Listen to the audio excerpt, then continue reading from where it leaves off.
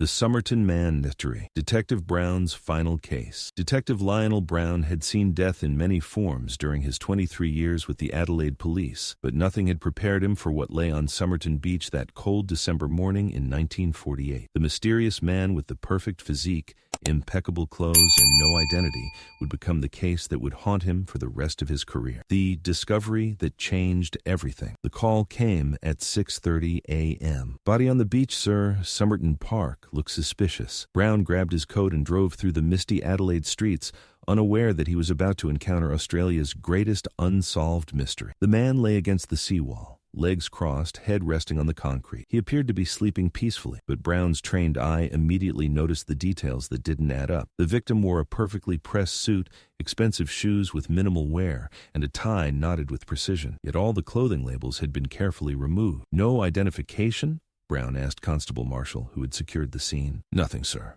No wallet, no papers, just..." Marshall hesitated, pulling out a small evidence bag. This was in his fob pocket. Brown examined the torn piece of paper. 2 words in elegant script, Tamám Shud. But what Brown discovered next would shatter every assumption about this case. The mysterious code that defied logic. The autopsy revealed more questions than answers. Dr. Dwyer's examination found no obvious cause of death, though the man's spleen was enlarged, and there were traces of what appeared to be poison in his system. But it was Brown's methodical investigation of the victim's belongings that uncovered the first real clue. "The paper," Brown muttered to himself in his office that evening, studying the Tamám Shud fragment under his magnifying glass. The edges were too clean, too precise. This wasn't torn randomly.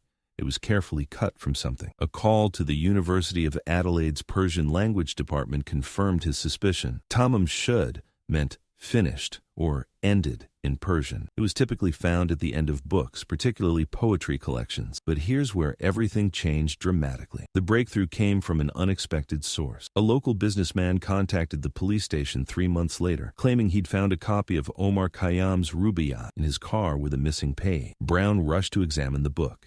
Inside the back cover, written in pencil, was a telephone number and 5 lines of mysterious code. WRGOABABDMLIAOIWTBIMPANETPMLIABOAIIQCITTMTSAMSTGAB. "Get me that phone number traced immediately," Brown ordered, his hands trembling slightly as he held what might be the key to solving the case. The nurse, who knew too much. The telephone number led Brown to a house in North Adelaide. The woman who answered the door was in her 20s, attractive, with auburn hair and nervous eyes. She identified herself as a nurse. "Have you ever seen this man before?" Brown showed her the photograph of the Somerton victim. The nurse's reaction was immediate and telling. Her face went pale. She gripped the doorframe, and for a moment Brown thought she might faint, but when she spoke, her voice was steady. "No, I've never seen him before in my life." Brown's detective instincts screamed that she was lying, but he had no evidence to prove it. The woman claimed she knew nothing about the book, the code, or the mysterious dead man. What the nurse didn't know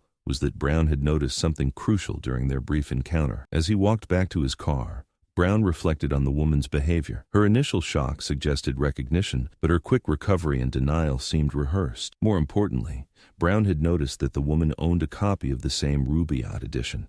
He'd glimpsed it on her bookshelf. That night, Brown sat in his study, staring at the coded message. 5 lines of seemingly random letters. Was it a cipher, a secret communication, the key to the dead man's identity? But just as he thought he was making progress, the case took another shocking turn. The international conspiracy theory. Brown's investigation had attracted attention from unexpected quarters. 3 weeks after interviewing the nurse, he received a visit from 2 men in dark suits who claimed to be from Canberra. "Detective Brown," the taller man said, settling into the chair across from Brown's desk. "We understand you're investigating the Somerton Beach case." "That's correct. Do you have information that might help?" The men exchanged glances. "We're more interested in what you've discovered, particularly about any international connections." Brown felt a chill. "What kind of international connections?" "The kind that might be better left uninvestigated," the second man said quietly. "For everyone's safety." This was the moment Brown realized he wasn't just dealing with a simple unexplained death. The implications were staggering. Was the Somerton man a foreign agent, a defector, someone involved in the complex post-war intelligence networks that were reshaping the world? Brown had served in the war and knew enough about espionage to recognize the patterns. The coded message suddenly took on new significance. The careful removal of all identifying marks from the victim's clothing, the perfect physical condition suggesting military training, the poison that couldn't quite be identified. "I have a job to do," Brown told the men firmly. "A man is dead, and it's my responsibility to find out why." The visitors left without another word, but Brown knew this wouldn't be the end of their interest in his investigation. The hidden truth in plain sight. Despite the pressure from above to close the case, Brown couldn't let go. He spent his off-duty hours poring over the evidence, convinced that the answer was hidden somewhere in the details everyone else had overlooked. The breakthrough came when he decided to examine the victim's body one more time. Brown had noticed something during the initial examination that nagged at him. The man's ears were unusually shaped, with a distinctive formation that was relatively rare. "Constable Marshall," Brown called, "I need you to check something for me. Contact the immigration department and ask them to search their records for anyone with this specific ear formation who entered Australia in the past 5 years." It was a long shot, but Brown had learned that the most unlikely leads sometimes yielded the biggest discoveries. What happened next left everyone speechless. The immigration search revealed 3 men with similar ear formations who had entered Australia since 1945. 2 were accounted for, but the third, a man named Carl Webb who had arrived from America in 1947, had disappeared from official records shortly after his arrival.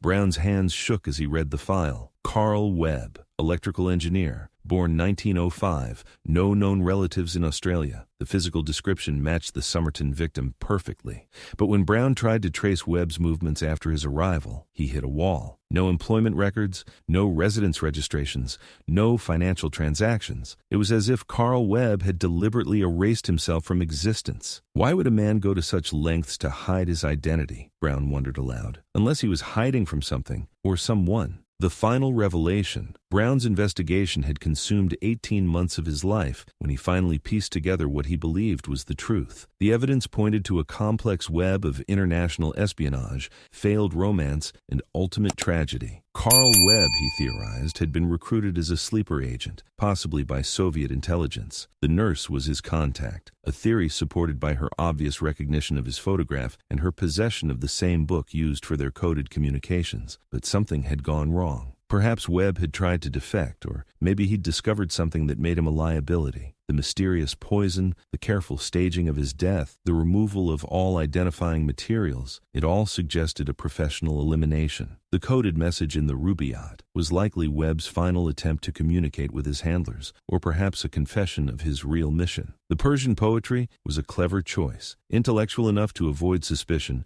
obscure enough to hide secrets. Just when Brown thought he had solved the mystery, one final twist emerged. In 1950, 2 years after the Somerton man's death, the nurse gave birth to a son. The child had the same distinctive ear formation as the mysterious victim. When Brown discreetly investigated, he discovered that the nurse had never revealed the father's identity. Brown realized he was looking at the human cost of the espionage games that had consumed the post-war world. A man without a name, a woman who couldn't speak the truth, and a child who would grow up never knowing his father's real story. The case was officially closed as death by unknown causes, but Brown never stopped believing he had uncovered one of the Cold War's most tragic secrets. The legacy of the unsolved detective Lionel Brown retired in 1965, but he never stopped thinking about the Somerton man. In his final years, he often returned to the beach where it all began, staring out at the ocean and wondering about the secrets that would die with him. The official files were sealed, the witnesses had taken their secrets to the grave, and the coded message remained unbroken. But Brown knew that somewhere in the complex world of international intelligence, there were people who knew exactly who the Somerton man was and why he had to die. Years later, when DNA technology became available, Brown's successors would attempt to solve the mystery using modern science. They would identify the victim as Carl Charles Webb, confirming Brown's decades-old theory. But the deeper questions, who killed him, why, and what the coded message meant, remained as mysterious as ever. The Somerton man case became a reminder that in the shadowy world of espionage, some secrets are designed never to be solved. Detective Brown had come closer to the truth than anyone else, but even his brilliant investigative work couldn't fully penetrate the web of deception that surrounded one of Australia's greatest mysteries. In the end, the case that had defined Brown's career became a testament to both the power and the limitations of traditional detective work in an age of international intrigue. The Somerton man had taken his secrets to the grave, leaving behind only questions that would fascinate investigators for generations to come. The truth that remains hidden. Today, more than 70 years after Detective Brown first examined that mysterious body on Somerton Beach, the case continues to captivate researchers around the world. New theories emerge regularly. DNA evidence provides some answers while raising new questions, and the coded message remains unbroken. Perhaps that's exactly what Carl Webb intended. In death, he achieved the perfect concealment that had eluded him in life, becoming a mystery so complex that not even the most dedicated investigators could fully unravel it. Detective Brown's meticulous case files, preserved in the South Australian Police Archives, stand as a monument to one man's determination to find the truth in a world where truth was often the first casualty of larger political games. His investigation may not have solved the mystery, but it ensured that the Somerton man would never be forgotten.